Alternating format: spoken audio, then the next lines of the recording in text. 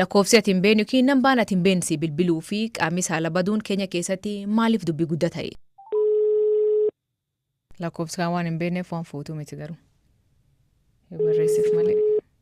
Sin ajaa'ibu! Sodaan guddaan akkana jiraachuun biirootiin bilbiluu jira. Kan hin beekane kanaaf na jala kaasu didanii faame kiyyaan barreessee fi na jala kaasa jedhaani. Assalamu alaikum. Waalaikum salaam. Akkam bultan? Dasaabe hoo nuti gaa namba mashtuqa. Dawe wacha. Nambaretti na dhoofte frifadheedha. Simu fuudhu dheedhe.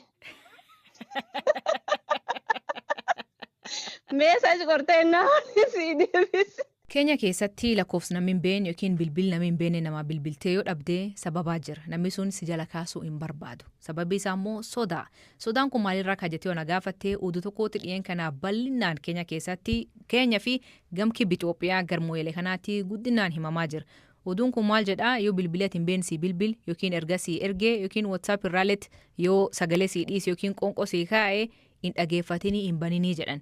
Yoo bantee qaamii kee kasaalaa hin badaadhaan si keessa badaa yookiin hin diqqaataa oduu jettuutu jira. Lubbu gurraatti jira. Just now maanta noo jinga sa'a kana maanta miidha tokko buladii lafdhee hin gaggabee maanta na kam taate naan hojjaan akkan gaggabee lafdhee wanni na keerri fattee kaamil mee kofota kan mataan akka wal keessa deebi'ee wallee lubbu gurraatti jiru.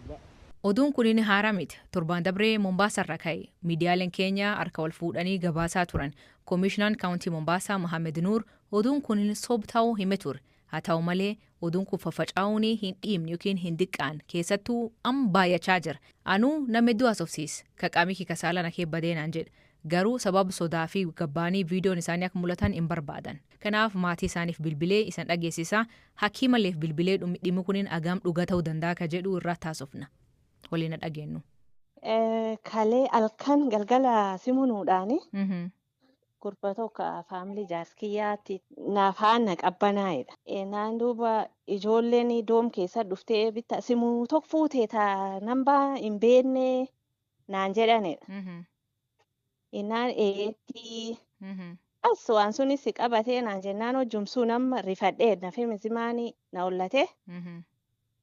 I think wanni nafi saalalleen shirinkina ta'ee jedha.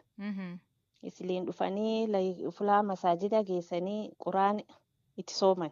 Yaa goomi ammoo achi deebi'uu hin danda'u. Eessatti man barumsaatti? Because of gartee stigmaa nami cuftinuu amma inni nafi saala keessaallee akkan ta'ee maani bakka mooyyalee simunuudha warri faamilii. Ammoo wanniin kunini simu moo in rifateef kee deebiti? Na fakkaatti. Because akka qara kaanoo isum gartee dassan dhageenne doomi deebi'ee ciisee jedhe. Ijoollee nama riyaasa dhuftee gagaafattee rifate. Simuulleen dhugumaa jedhe yaayyoo simuu gartee nambaan been tokkollee fufuudhee jedha. Ammoo inni kaan walii qajeeltee naanoo rifatee sijui nafi saalallee na shirinkee maanii naanoo jumsuun taa'uyyuu dadhabeedha. Ijoolleen iskuulan abbaafatteedha. Ati ilkeetiin argite? Iltiyyaan argee abbooni. Eessatti? Eessatti? Laamuu Tanariifaa Sayid Tanariifaatiin booda laamuutiif Tanariifaa. Ayyee maalti ta'e? Simuudhaaniif. Hojju sun gaggabe. Ooyee gaggabee lafdee kabir jirkaanitti laale. Yoo inni akka laale qolla qabatee akkan seemu sirii kan iyya. Namaa kan wayarra fuudhee laalee innaa kun akkitti baana. Yabadde. Qolla isaanii deemee laayif akkan yaan darbu jaha. Ufii keetiin ilteetiin argite? Iltiyyaan argama. Maan argite? Waan arge wani qulaan xiqqeeyyoo gartee ta'a ilmaan yoo arga leetteenne ni kuuboo.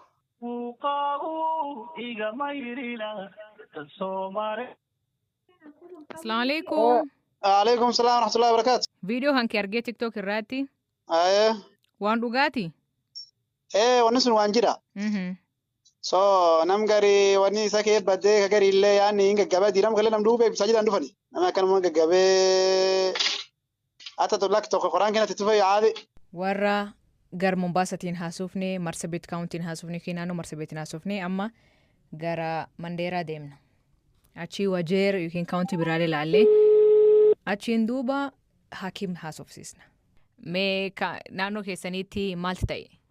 gurbaaleen jiraa kun kenna faamilum kennalle waan kan mane na mucaa tokko isa simu lambaan areetii tika dhufte lambaan areetii tika buutee na simu qabedha ani rifatedha waan rifate wanti kee deebi'eetu daqfii ragabbee tokko kitaatti himne tokko fakkiin gaggabee garte kaste duuba qoraan kittufanii hospitaala leengeessi beeyda wantiin yoo namni rifate doqoo iqo coorratti beeyda coorratti mukee deebite waanum duriyyuu ta'a namni dhiira jennii kamuufuu ni rifate mutaate lakkisi dubbii namtullee sirfachiiti karaa harma elwaaqii nama furuma sadiina keessa buute lakkiin amanta illee garwaza picha profile irra fudhadhaa waan simbi gara pichaatiin kan dhufte namallee dura meesej jedha namallee wah meesej dheessanii amalee pichaalee profile irra gura anu amanta irra nantee osoo sablaaf WhatsApp profile kan kee kaaste guriin jirti sodaaf namba haaralleen fuutan namba haaraa amanta ammoo eegii qaalichi tokkollee waan sun waan jiraatii miti waan akkana miila fkee dudubbateedha amanta namba haaraa fuudhu jiranii dubbiin tun haaraa miti bar 1999 fi bar 2000 keessa guddum himam gara Tanzaniyaa Nigeeriyaa kan keessatti waan tokko jirammoo kooro syndrome jedham dhukkubsamuuti dhukkubi samuu suniin soda sikee galchee rifannoo sikee galchitee gaaf rifattuu qaamii kee kasaala kees badaa jedhan uummanni rakkoo kana himatu iyyuu malee raaganii wanti ibsamuu danda'u hin jiru yookiin gar saayinsiitiin wanti ibsamuu danda'u hin jiru Kenya keessatti Commissioner County Mombasa wanti akkana kuniin sobaa jedhee namni hidhameellee hin jiru mee haakima bilbilee hagaafannuuti. Hello Dr. Abdi. Hello akkam. Wanni akkana saayinsiin ibsamuu danda'a? Jechuun namni bilbilli waan isaa bilbilaniif bilbilli waan bilbilaniif waan akkasii carraan ta'uu isaati. Waan saayinsiin mirkanaa'e wanti hin jiru garuu akkasumaan yoo namni rifate yeroo na'u sanatti sympathetic nervous systemidha kan active ta'u activate ta'u kana jechuun dhiigni gara qaamolee saalaatti deemuu mannaa baay'inaan gara kalaqalmasillii gara onneerraa gara kalaqalmasillii maashaa keenya kun harkarra miila isaarra jiranii gara sana kanatti baay'inaan gatii qabu. Gara kuma kanatti kan deemu haalli isaan xiqqaa ta'e yeroo sana irratti. Naafaan gatee saayinsiin irratti shiriinka gochuun effeektiviidha garuu addatti bilbila waan bilbilaan qofaaf jennee wal qabsiisuun garuu hin cima. Namni garee ammoo rifatee namaatti na tuqqeefaa akkas ta'a jedhan so kanaafi namni nam tuquu yookiin bilbiluun hin baduu jechuu rifannoo akkas nam godha. Naasuudha kan akkasumas. Naasu. Yeroo baay'ee naan sana inni gara qaama saala deemsu waan irratuuf shiriinka gochuun effeektiidha malee direct bilbila hojii waliin qabatu.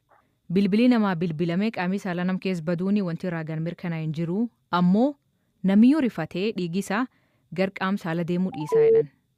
Akkas taanaan maaltu ta'a?